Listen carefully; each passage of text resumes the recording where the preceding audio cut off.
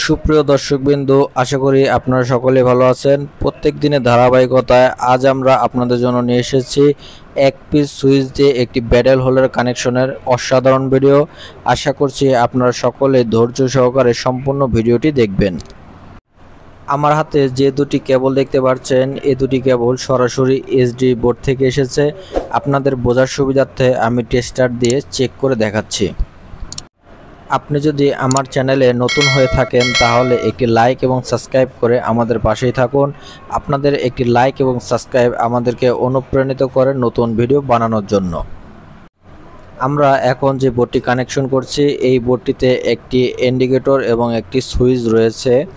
আমরা সরাসরি এইচডিবি থেকে আসা ফেজ তারটি ইন্ডিকেটরের নিচে কানেকশন করে দিব এবং একই সঙ্গে এক পিস শর্ট কেবল দিয়ে আমরা ইন্ডিকেটর থেকে সুইচের নিচ পর্যন্ত শর্ট কেবলটি দিয়ে শর্ট করে দিব। তাহলে আমাদের ইন্ডিকেটর এবং সুইচের মধ্যে ফেজ নিশ্চিত হয়ে যাবে। আমরা এখন আপনাদেরকে যে কানেকশনটি করে দেখাচ্ছি, এই কানেকশনটি প্যারালাল কানেকশন। এই কানেকশনে কোনো ভোল্টেজের পার্থক্য হবে না। এখন আমরা ব্যাটেল হোল্ডার কানেকশন করে দেখাবো।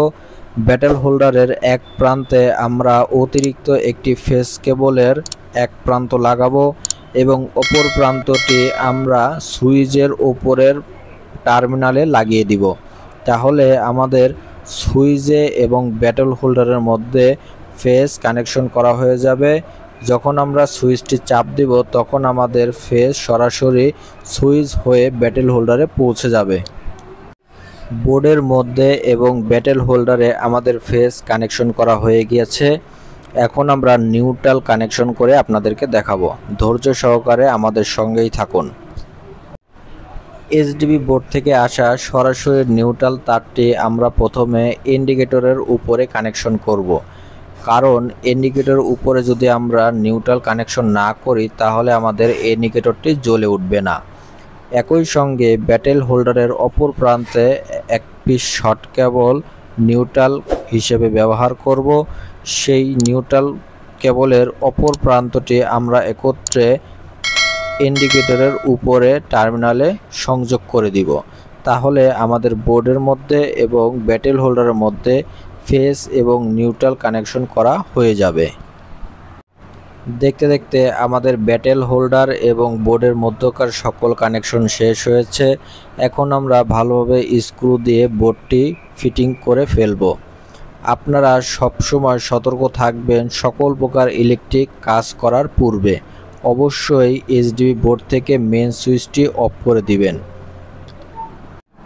আমরা চেষ্টা করি ইলেকট্রিকের সকল কাজ সহজভাবে আমাদের চ্যানেলে উপস্থাপন করার জন্য, যাতে করে আমাদের দর্শকবৃন্দু ইলেকট্রিকের যাবতীয় সকল কাজ সহজভাবে বুঝতে এবং করতে পারে।